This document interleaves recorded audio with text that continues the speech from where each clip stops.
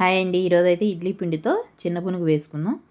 ముందుగా నేను చట్నీ రెడీ చేసి పక్కన పెట్టేసా. ఇప్పుడు ఇడ్లీ పిండి తీసుకోవాలి. ఒక చిటికెడు సాల్టు, కొంచెం వంట సోడా వేసుకొని, కొంచెం మైదా తీసుకొని పిండి సరిపడా కలుపుకోవాలి. కొంచెం జీలకర్ర వేసుకున్నా. ఇప్పుడు ఈ పిండి అనేది కరెక్ట్గా సరిపడా బాగా కలపాలన్నమాట. మనకి ఇప్పుడు చేయి తడి చేసుకొని చిన్న పునుగు ఈ విధంగా వేసుకోండి. నెక్స్ట్ వీడియోలో చట్నీ పెడతానండి.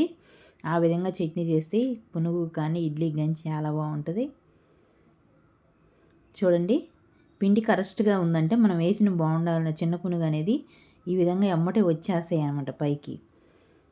ఈ విధంగా చేయండి. ఒక్కసారి ఆయిల్ పట్టదు. ఏ వంటకైనా వంట సోడా ఎక్కువ పడిందంటే ఆయిల్ ఎక్కువగా లాగుతుంది. చూడండి, మన చిన్న పునుగు చాలా బాగా వచ్చాయి కదా.